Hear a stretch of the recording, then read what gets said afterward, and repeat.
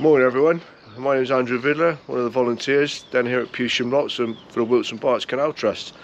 So today we're stood in the carpenter's workshop, and again I'm lucky enough to have with me Mr. Dave Maloney.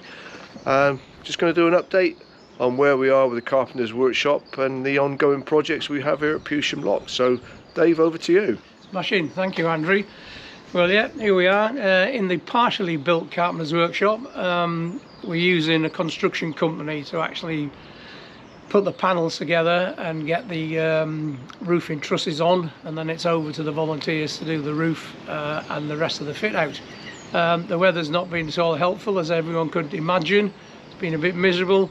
The boys and girls are having trouble with the roof trusses at the minute, which are oak.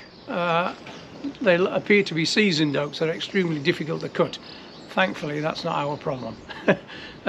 Once we make the building watertight, we'll be looking at the floor, which was originally made of brick. We've sourced some salvaged brick which will do for the floor, but there's over 3,500 of them, so volunteers will probably be running away when we ask for them to start laying them, because it's going to be a really good job when it's all finished, so that'll be fantastic. And then we'll be doing the outside landscaping, so it's not a quick job. It'll be back end of the summer, I suspect, before the landscaping's finished on the outside. The next stage after the roof goes on is the cladding. That will be done with using traditional nails, so no nail guns on site. So again, another couple of happy hours for the volunteers with soft-handled hammers. Soft-handled hammers, very nice. Right. We're going to look around the rest of the site here at Pewsham. There's some more exciting projects going on with the dry dock and the top lock. So let's go take a look at that. We've moved down to the bottom end of the site now. So we're at the dry dock. So again, I'm going to pass you over to Dave, who's going to explain what's going on here. Thanks Andrew. Yeah, dry dock at Pewsham is fairly unique in the sense that it's not being converted for doing anything with modern boats. When the canal was disbanded in 1914, the dry dock had been empty for 13 years by then. When we came to start the restoration, we discovered parts of the original wall which have been rebuilt by volunteers. The grass and the soil that's on the floor of the dry dock, we've left that there on purpose. Underneath that soil and grass is the original brick floor, which has still got the remains of tar and pitch from where the boats were repaired.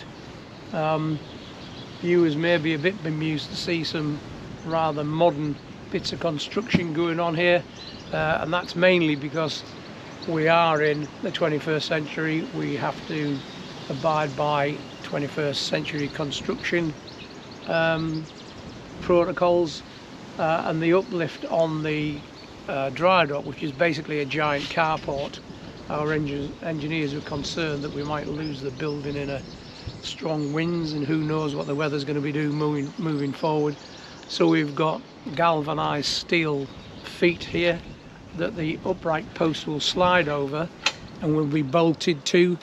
We'll then disguise those bolts so they look like wooden pegs from back in the day to make it look a little bit more authentic. So all this preparation work has got to be done obviously before we can start the construction of the wooden structure. It will be oak with a Welsh tiled roof,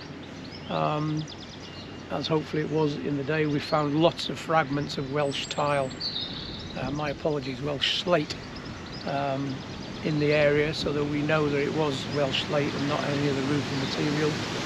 So basically the bottom end, the boat would have come on off the pound where you can see all this mud and grass at the minute. That would have been a pound full of water. The boat would have come into the dry dock.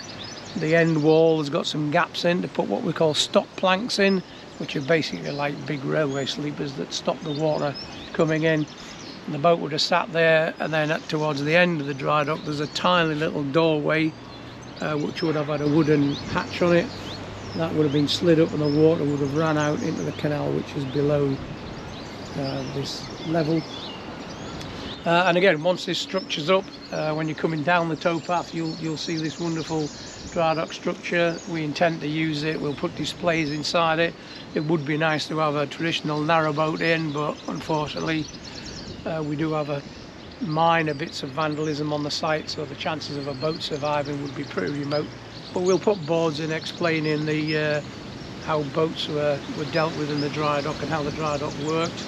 And of course, once the pound's full of water, there's nothing to stop us dropping a nice canvas front over the entrance to the dry dock with some little slits in it, and it'll be great for a hide whilst watching the wildlife on the pound.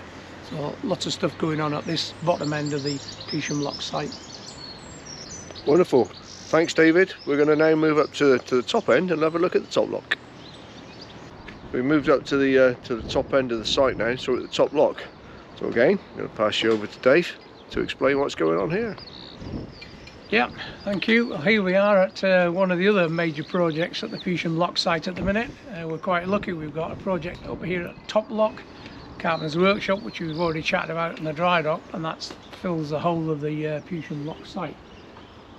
Basically, we're going to rebuild an original brick bridge that was over top lock, but the four walls, so those are the walls in the lock chamber prior to the lock gate, needed some work doing to them first. The mortar from the early 1800s that was used is suffering badly in some places, and in other places it's sound as a pound, so clearly it was to do with a mixture at the time.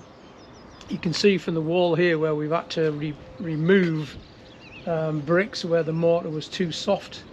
Every one of these bricks is handmade, and because of that is a slightly different size, so they won't be going back in exactly the same place that they were before. The wall themselves, as you can see, is the white there is the sealant that we're using at the minute, and the volunteers are ready to start relaying the bricks where they've been removed. And once those bricks have been replaced and the walls structurally sound again, we can start building the brick bridge over this particular section. We've made the bridge slightly wider than it would have been because we want to be able to get a fully laden ambulance down to the Carpenter's Workshop. Heaven forbid, when we're using it for educational purposes, anyone should be injured and we need to get a vehicle down there sharpish, we decided we'd make the bridge slightly wider so we could get that vehicle down. So the third of major projects going on at Pewsham at the minute.